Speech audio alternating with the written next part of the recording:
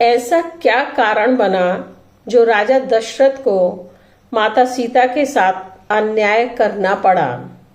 क्यों राजा दशरथ की एक गलती के कारण माता सीता को रावण की कैद लंका में रहना पड़ा? इस कहानी में आपको रामायण का वो किस्सा सुनने को मिलेगा जिसका जिक्र रामायण में नहीं मिलता है। 99% व्यक्ति इस सच को नहीं जानते हैं, लेकिन आज यहाँ पर उस रहस्य से पर्दा उठेगा। यह घटना चौंकाने के साथ साथ अनेकों सवालों को भी जन्म देती है। यह घटना सत्य, प्रेम और धर्म पर टिकी है, जो राजमहलों में दबकर ही रह गई। जो रामायण हम पढ़ते या सुनते हैं या फिर टीवी पर देखते हैं, उसमें अनेकों वास्तविक तथा सच्ची घटनाओं को परे कर दिया गया है। पर चलिए इस कथा के माध्यम से एक सच्ची घटना पर से आज पर्दा उठ रहा है। पूरी जानकारी के लिए अंत तक अवश्य सुनें। क्या आप इस बात पर विश्वास कर पाएंगे कि महाराजा दशरथ की एक गलती के कारण अगर महाराजा दशरथ सीता जी के साथ ये काम नहीं करते, अगर ये पाप नहीं करते, तो सीता हरण कभी भी नहीं होता। राजा दशरथ की गलती के कारण ही सीता हरण की नींव रखी गई। असली रहस्य का उजागर। महाराजा दशरथ की गलती के कारण सीता जी का अपहरण, अगर इतनी बड़ी गलती महाराजा दशरथ ने नहीं की होती तो शायद सीता जी का हरण नहीं होता। क्योंकि यद्यपि रावण बहुत बुद्धिमान तथा शक्तिशाली था, फिर भी उसके अंदर इतनी शक्ति नहीं थी कि वह माता सीता का अपहरण कर सके। सीता जी तो स्वयं माता लक्ष्मी का स्वरूप थी, तो फिर ऐसा क्यों हुआ? महाराजा दशरथ की भूल के कारण सीता जी का हरण और उनको जीवन में इतने कष्टों को क्यों भोगना पड़ा? माता सीता को जीवन में कष्टों को भोगने के पीछे कोई और कारण नहीं, बल्कि सच तो यह है कि महाराजा दशरथ, जो कि सीता जी के ससुर थे, उत्तरदायी बने। यह घटना उस समय की है जब भगवान राम अपने तीनों भाइयों के साथ माता सीता की अन्य तीनों बहनों से विवाह करके अयोध्या वापस आए थे। चार नई बहुओं के आगमन से पूरी अयोध्या हर्ष में हो गई थी। हर व्यक्ति बहुत खुश नजर आ रहा था। खुशी की लहर पूरी अयोध्या को खुशी प्रदान कर रही थी। महाराजा दशरथ ने एक दिन कौशल्या रानी को अपने कक्ष में बुलाकर कहा, कौशल्या जी, अभी तक आप केवल 4 पुत्रों की माँ थी, परंतु अब 4 बहुओं के रूप में आपके 4 बेटी और आ गई हैं। इन चारों बेटियों की देखभाल करना, रक्षा करना आपका कर्तव्य है। इनकी ऐसी ही रक्षा करनी है जैसे पलकें आंखों की रक्षा करती हैं। महाराजा दशरथ ने कौशल्या रानी को सास के धर्म के विषय में बताया। ऐसे ही हंसी खुशी के साथ दिन व्यतीत हो रहे थे। महाराजा दशरथ बहुत खुश थे। एक दिन उनके मन में विचार आया कि वैसे तो मेरी चारों बहुएं बहुत गुणी और आज्ञाकारी हैं, फिर भी चारों की परीक्षा लेनी चाहिए। उनमें क्या क्या अलग अलग गुण हैं, उनको परखा जाए।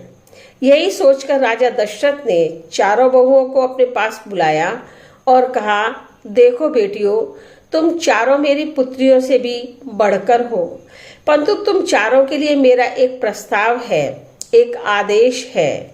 सुनकर बहुएं एक दूसरे का मुंह ताकने लगी और डर भी रही थी। डरते डरते बोली, कहिए पिताजी, हमारे लिए क्या आदेश है? हम आपकी हर आज्ञा का पालन अपनी जान देकर भी करने को तैयार हैं।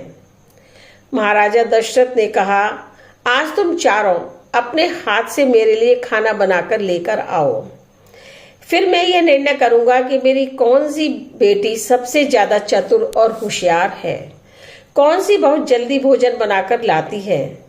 चारों बहुओं ने 56 प्रकार के व्यंजन अपने हाथों से बनाए। सबसे पहले भरत की पत्नी मांडवी ने खाना तैयार किया। थाली 56 व्यंजनों से सजाई और महाराजा दशरथ के लिए लेकर चली गई। भोजन की थाली बहुत सुंदर सजाई और थाली ले जाकर राजा दशरथ के सामने रखकर कहा, पिताजी भोजन ग्रहण करिएगा। लेकिन मांडवी भोजन की थाली के साथ एक चीज ले जाना भूल गई थी। किसी भी व्यक्ति को भोजन देने से पहले पानी दिया जाता है। महाराजा दशरथ ने भोजन की थाली लेकर अपने पास रख ली तथा कहा, मांडवी बेटा तुम जाओ, मैं थोड़ी देर में भोजन कर लूंगा। मांडवी के जाने के बाद लक्ष्मण और शत्रुघ्न की पत्नियां खाना लेकर आईं। इन दोनों ने भी 56 व्यंजन बनाए, थाली सुंदर सजाई और राजा दशरथ को दे दी।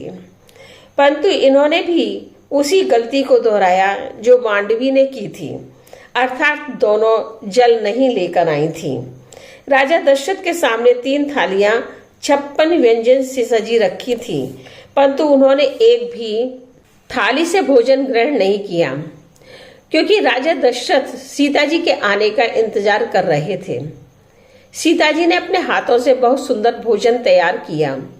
उनके भोजन से एक विशेष प्रकार की सुगंध आ रही थी। 56 भोग से थाली को पूर्ण किया। थाली सजाकर ले जाने लगी तो उनको ध्यान आया कि किसी को भोजन देने से पहले जल दिया जाता है। उन्होंने एक हाथ में जल लिया और दूसरे हाथ में भोजन की थाली।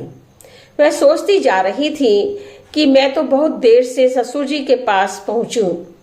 मेरी तीनों बहनें पहले ही पहुंच चुकी होंगी।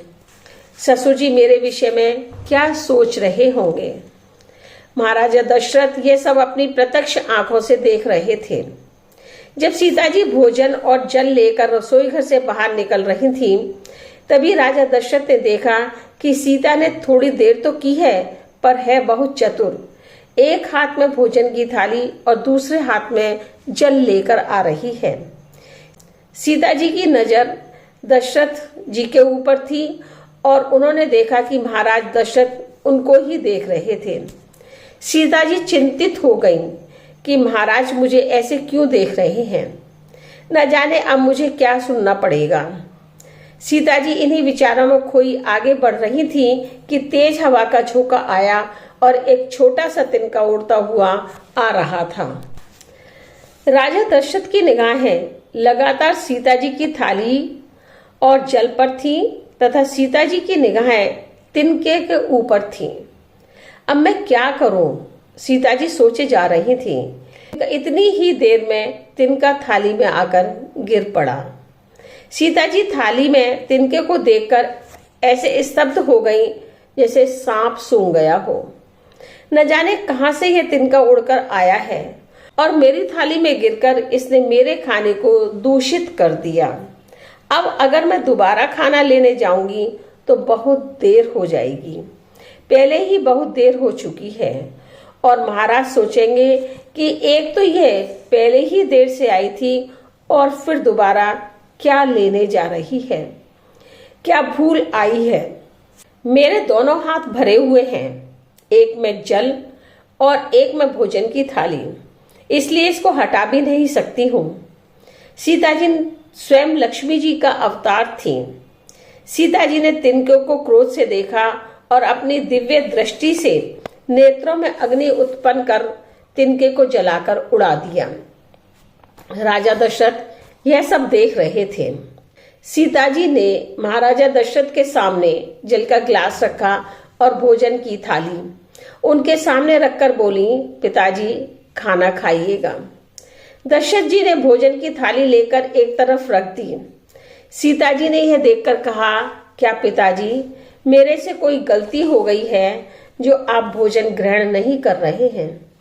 महाराज दशरथ ने कहा, बेटी मैं तुम्हारे हाथ का भोजन नहीं खाऊंगा। यह सुनकर सीता जी बहुत विचलित हो गईं और कहने लगी, पिताजी ऐसी कौन सी भूल हुई है जो आप मेरे हाथ का भोजन ग्रहण करने को मना कर रहे हैं? महाराज दशरथ बोले, बेटी मैं तुम्हारे हाथ का भोजन तब तक ग्रहण नहीं करूंगा जब तक कि तुम मुझसे एक वचन पूरा करने का वायदा नहीं करोगी। सीता जी सोचने लगी, न जाने क्या वचन लेना चाहते हैं पिता तुल्य ससुर जी। सीता जी ने कहा, मैं आपको वचन दूंगी। राजा दशरथ बोले, आज अभी इसी समय मेरे सामने यह प्रतिज्ञा करो। सीता जी ने कहा, कौन सी प्रतिज्ञा? राजा दशरथ बोले, भोजन की थाली में एक तिनका गिरा और तुमने अपनी दिव्य दृष्टि से तिनकों को जलाकर राख कर दिया और उड़ा दिया, तो तुम मुझसे यह प्रतिज्ञा करो कि आज के बाद में कभी भी क्रोध में अपनी दिव्य दृष्टि किसी के ऊपर नहीं डालोगी। अब प्रश्न उठता है कि राजा दशरथ के इस प्रकार का सीता जी से वचन लेने की क्या जरूरत थी। राजा दशरथ ने सोचा कि कभी मेरे प्रिय बेटे राम और सीता में अनबन हो गई और सीता ने अपनी क्रोध भरी दृष्टि उसके ऊपर डाल दी तो मेरा बेटा भस्म हो जाएगा और मैं 3 बेटों का पिता रह जाऊंगा। इस वचन में दशरथ जी का स्वार्थ छिपा हुआ था। यही एकमात्र कारण था सीता जी से वचन लेने का। जब रावण सीता जी का हरण करके ले गया तब सीता जी उसकी कैद में लंका में थी। रावण सीता जी को प्रतिदिन डराता धमकाता रहता था। वह कहता था, सीता एक बार मेरी तरफ देखो।